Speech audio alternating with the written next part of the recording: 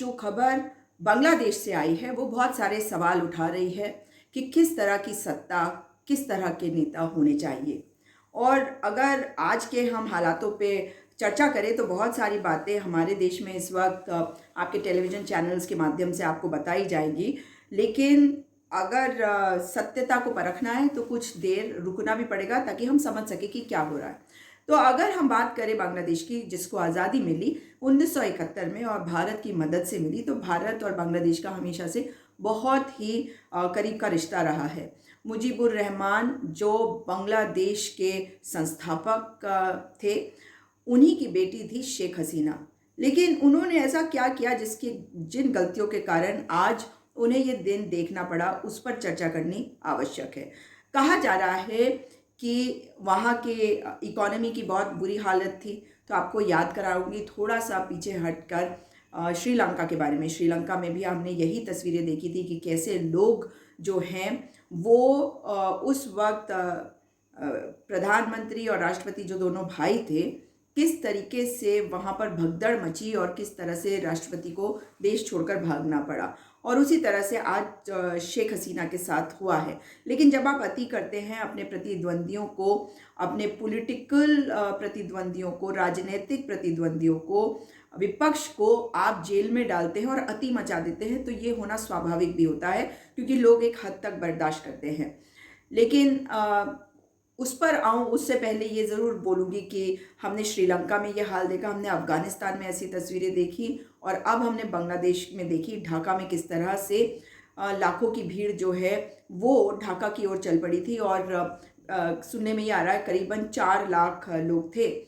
और जब शेख हसीना को वहाँ से भागना पड़ा, उसके बाद उनके जो ऑफिशियल उनका घर था उसमें किस तरह से लोग घुसे, वहाँ कोई खाना खा रहा, कोई बिस्तर पर लेट रहा, ये सारी चीज़ें आपने देखी। लेकिन 2 इम्पॉर्टेंट पार्टीज़ हैं वहाँ पर, एक अवामी लीग और दूसरी नेशनलिस्ट पार्टी।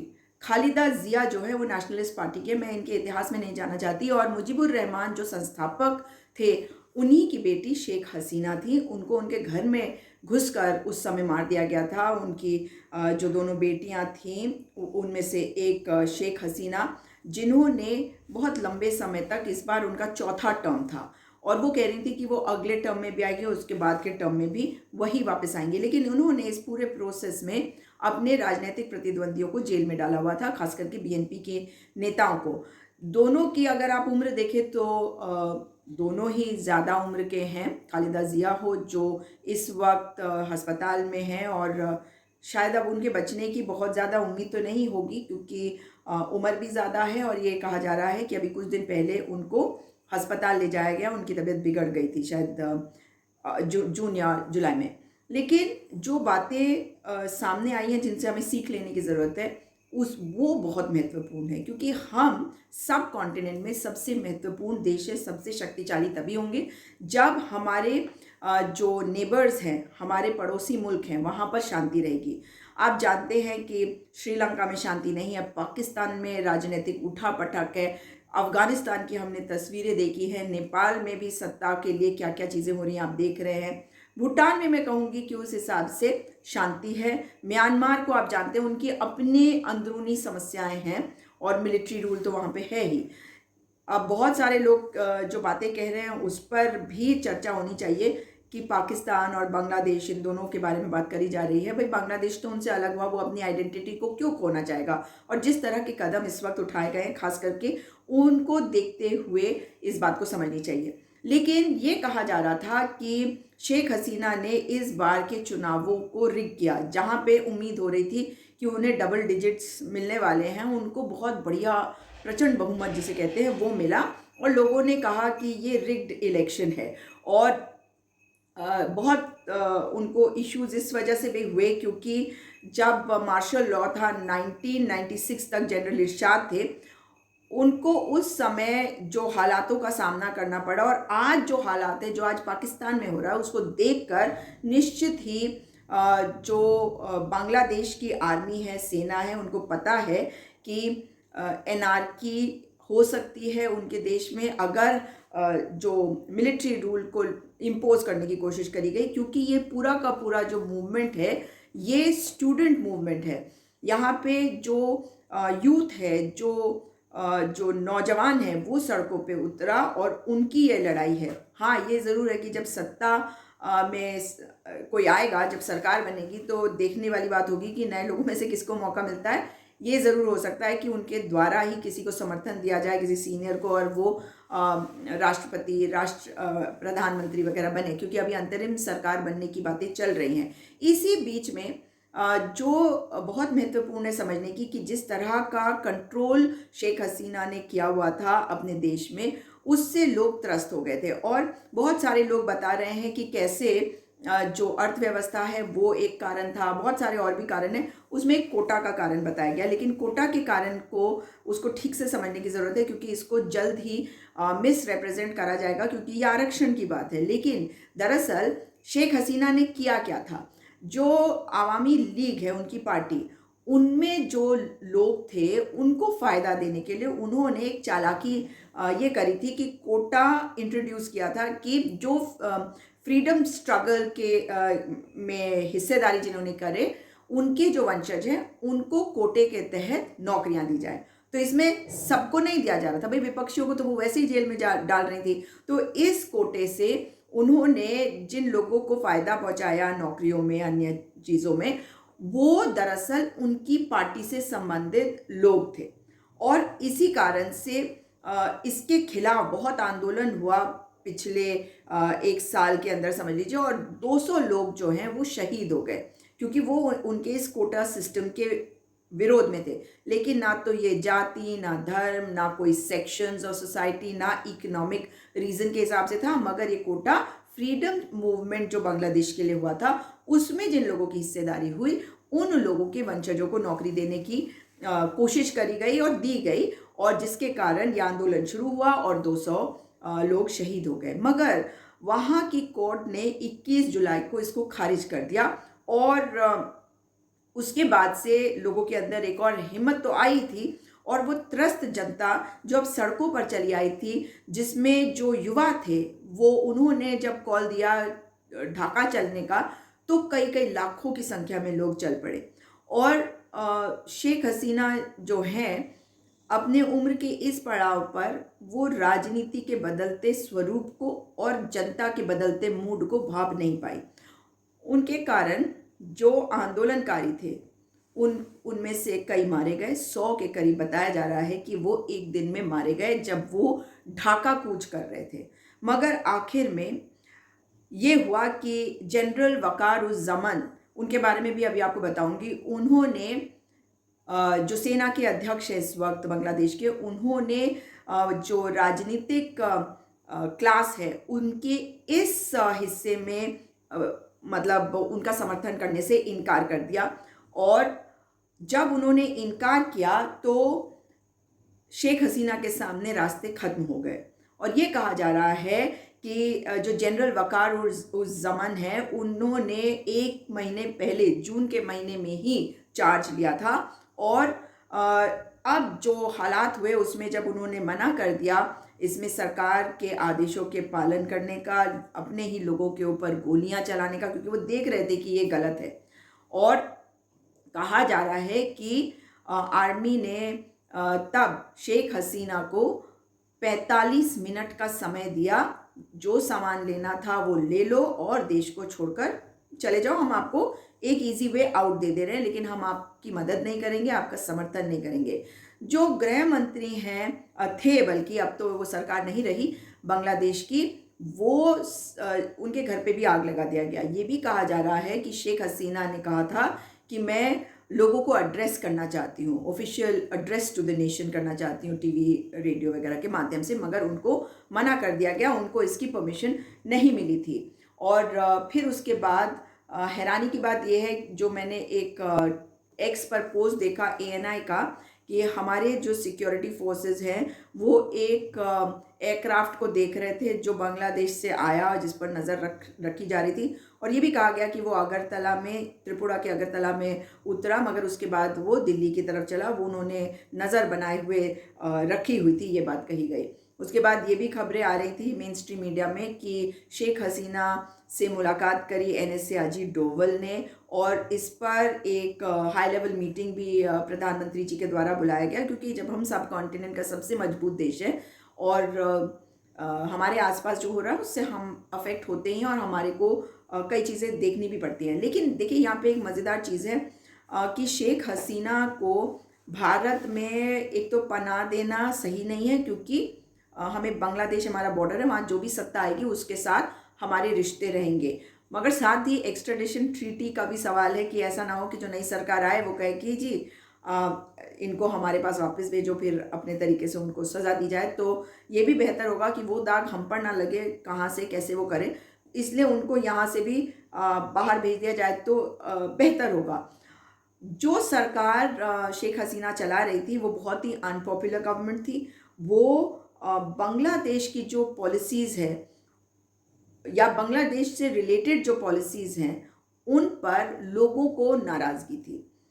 आपको मैंने बताया कि विपक्ष के नेताओं पर क्लैम्प डाउन, उनको जेलों में डाला गया। अब खालिदा जिया अगर वो बीमार हैं, अस्पताल में हैं और वो जेल में हैं, मतलब हाउस अरेस्ट हो, जेल हो, सब एक ही बात होती है। लेकिन खालिदा जिया भी करा है उन्होंने बांग्लादेश को। और आज जब शेख हसीना वहाँ से चली आई बाहर देश से, तो उसके बाद एक ऑर्डर ये भी पास हुआ कि खालिदा जिया जी को रिहा कर दिया जाए। ऑफ कोर्स कहा यह जा रहा है कि वो बिल्कुल बेड पे है, बहुत बुरी उनकी हालत है। लेकिन अब आ जाते हैं अपने देश के ऊपर। मैं आपको बता चुकी हूँ कि पूरे कारण क्या रहे, फिर आपको बता चुकी हूँ कि कैसे भारत के रिश्ते क्या रहे, आपको ये भी बता चुकी हूँ कि जो रिजर्वेशन की बात करी जा रही है और इकोनॉमी की बात करी जा रही है वो भी दूसरे कारण है। तो एक तो ये हो गया कि वो विपक्षियों को, वो मीडिया को, उन पर बहुत ही ज़्यादा बुरी तरह से क्लैम्प डाउन कर रही थी, और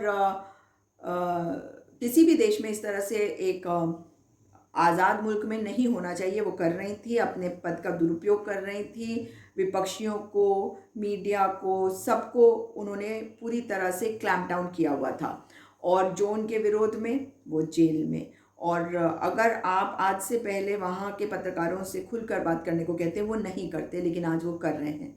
फिर दूसरा कारण वहाँ पे जो अर्थव्यवस्था की बहुत बुरी हालत है। तीसरा कारण जो उनके कोटा का जो इशू आया था, फ्रीडम फाइटर्स के नाम पे जो दिया जा रहा था, उससे जो नाराज़गी थी। और नौकरियां नहीं है, अर्थव्यवस्था ठीक नहीं है, महंगाई ज़्यादा है, अर्थव्यवस्था ठीक नहीं है। तो ये सारे कारण हैं।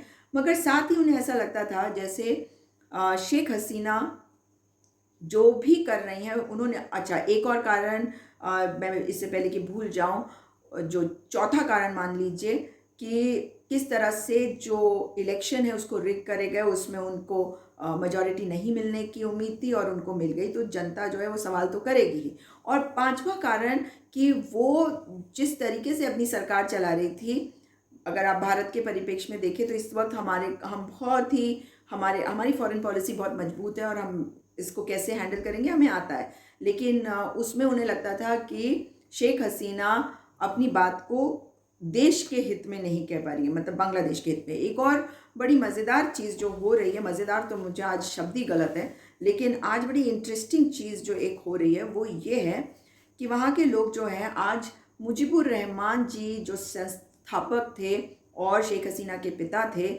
उनकी एक बड़ी सी मूर्ति आपने देखा होगा, वीडियोज़ आई हैं जिसमें उन्होंने उसको तोड़ दिया।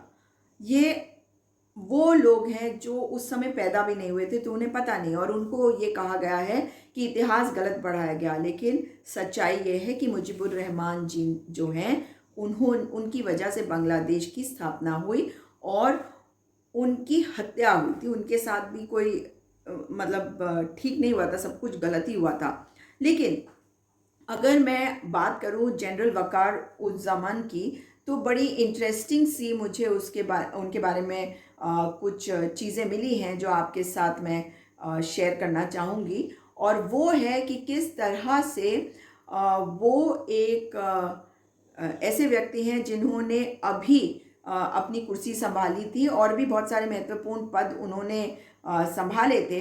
लेकिन ये जो मार्च था लोगों का शेख हसीना के खिलाफ, उसको शेख हसीना तो नहीं रोक पाई, मगर साथ ही जो वक़ार-उज़-ज़मान आर्मी चीफ थे, उन्होंने भी 100 लोगों के मरने के बाद ये कह दिया कि वो किसी भी हालत में तैयार नहीं है अपने लोगों के ऊपर गोली चलाने के लिए और उनकी इस बात को मानने के लिए। और क्योंकि उनकी उम्र भी बताई जा रही है कि वो 58 साल के हैं। अब सोचिए, शेख हसीना जो 2009 से सत्ता में थी और अपना चौथा इलेक्शन जीत चुकी थी, और बल्कि वो तो ये कह रही थी कि वो पांचवा और छठा इलेक्शन भी जीतेंगी। तो सिस्टम उनके पास था, इसलिए उन्होंने सोचा कि लोगों को वो दबा सकेंगी। लेकिन चीज़ें बदलती हैं और जनता आखिर में उठ खड़ी होती है और एक लंबी मार्च, ढाका तक एक लंबी मार्च के लिए जब लोग इकट्ठे हुए और लाखों की संख्या में इकट्ठे हुए, और ये ऑर्गेनाइज किया गया था एंटी डिस्क्रिमिनेशन स्टूडेंट मूवमेंट के द्वारा। तो उनके हाथों में राष्ट्रीय झंडे, अपने देश के वो स्लोगन्स बोल रहे थे, वी फॉर विक्ट्री का साइन बना रहे थे। और उनके जो एक प्रोटेस्ट लीडर आसिफ महमूद हैं, उन्होंने कहा the time has come for the final protest, मतलब अब आखिरी जो आंदोलन है उसका समय आ गया। और एक बार आज़ादी बांग्लादेश को 1971 में मिली थी और ये उन वहाँ के लोगों को लगता है कि दूसरी आज़ादी है। हमारे लिए ये महत्वपूर्ण है कि हमारी तरफ से उनकी मदद हो ताकि वहाँ स्टेबिलिटी हो, और हमारी सरकार जो है अपने आसपास के जो पड़ोसी मुल्क होते हैं उनकी मदद करने के लिए हमेशा तैयार रहते हैं। आर्मी चीफ जो हैं जनरल वक़ार-उज़-ज़मान, उन्होंने जो जो जो कदम उठाए हैं उसमें बड़े महत्वपूर्ण कदम ये हैं कि उन्होंने जो आंदोलन के नेता हैं उनसे वार्ता शुरू कर दी है और वो इस बात को समझते हैं। बहुत लोग कह रहे हैं कि नहीं, ये तो पाकिस्तान के साथ हो जाएंगे। कैसे हो जाएंगे? उनको अपनी आज़ादी ही पाकिस्तान से मिली थी, इसलिए ऐसा कुछ नहीं। और वहाँ पे कोई हिंदू मुस्लिम है ही नहीं इस वक्त। कोशिश, नेताओं की भी कोशिश ये है कि वो कहें कि भाई हम सब एक हैं, क्योंकि हमने तो जो कोटा ये अपने पार्टी के लोगों के लिए ला रहे थे हम उसके खिलाफ थे, जो ये लोगों के ऊपर उत्पीड़न कर रहे थे हम उसके खिलाफ हैं, और सब एक साथ इनसे लड़ रहे थे। तो पाकिस्तान के साथ इनका होना या चीन के साथ इनका होना, ये मुझे बहुत ही बेवकूफ़ी भरी बातें लग रही हैं। अगर ये ऐसा करते हैं तो इससे इनको नुकसान हो सकता है। तो मुझे नहीं लगता कि ऐसा किया जाएगा, खास करके इस कदम को देखते हुए कि जनरल वक़ार-उज़-ज़मान ने ये कहा है कि वे एक नई प्रोविजनल इंटरिम अंतरिम सरकार बनाएंगे जो सिविलियन की सरकार होगी, वो आर्मी को नहीं है, ये सेना की सरकार नहीं होगी। क्योंकि वो भी देख चुके हैं कि पाकिस्तान में सेना ने जब टेक ओवर किया तो देश की कितनी बुरी हालत हुई। और अगर भारत की बात करें तो हमारे को बहुत उनकी मदद के लिए आगे आना चाहिए, क्योंकि हम एक मजबूत देश हैं। और वहाँ के लोगों के अंदर जो हमारे देश के लिए जो उनके मन में चल रहा होगा, क्योंकि तीस्ता नदी जो है उसको लेकर हमेशा कोई ना कोई कंट्रोवर्सी उठ जाती है। उसका अग्रीमेंट भी हुआ और सबको शांति बना के रखने की ज़रूरत है, क्योंकि पड़ोसी मुल्क में अगर कुछ ऐसा हुआ तो वहाँ के लोगों को शांत करने के लिए हमारा जो भी उनके लिए एक सकारात्मक समर्थन होगा वो हमारी सरकार देगी, यानी कि हम लोग देंगे। और इसका मुझे पूरा यकीन है, क्योंकि पहले भी आपने देखा कि श्रीलंका की भी मदद करी थी हमारी सरकार ने, क्योंकि पड़ोसी देश स्टेबल नहीं तो हमारे लिए मुश्किल है। ये बात ज़रूर है कि वहाँ के लोगों के अंदर हमारे बारे में संशय बहुत रहते हैं, क्योंकि उनको लगता था कि शेख हसीना जो है वो भी एंटी बांग्लादेशी पॉलिसीज़ का समर्थन कर देती हैं कभी कभी अपने विशेष नीति को लेकर। जैसे CAA को लेकर अमित शाह जी ने कह दिया था कि जो लोग वहाँ से आते हैं वो दीमक हैं।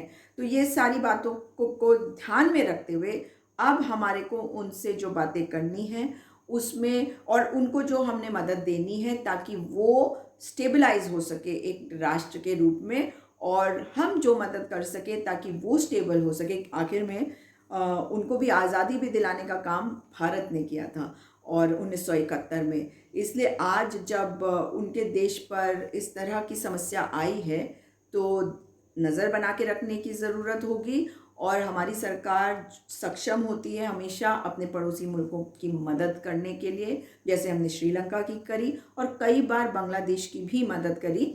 और आज ये मैसेज देना कि हाँ, हम आपके साथ हैं और आपके देश में शांति बहाली हो, ये सबसे बड़ी ज़रूरत होगी। तो आगे आगे देखेंगे कि होता है क्या, मगर कहानी ये है कि उनकी शेख हसीना जी अपना झोला लेकर जा चुकी हैं। इस वीडियो को शेयर करिएगा और इस चैनल को सब्सक्राइब अवश्य कर लीजिएगा। आपको मेरी बातों से आपकी कितनी सहमति है, जो बातें मैंने कही हैं, क्योंकि बहुत सारी बातें मैंने सुनी हैं, टीवी पे भी देखा, मैं समझ गई कि ये डायरेक्शन किधर की तरफ लेके जा रहे हैं, इससे सोचा इस पर भी आपसे बात अवश्य करें। दोबारा मुलाकात होगी। नमस्कार। भूलिएगा मत, लाइक, फॉलो, सब्सक्राइब, कमेंट ज़रूर करिएगा।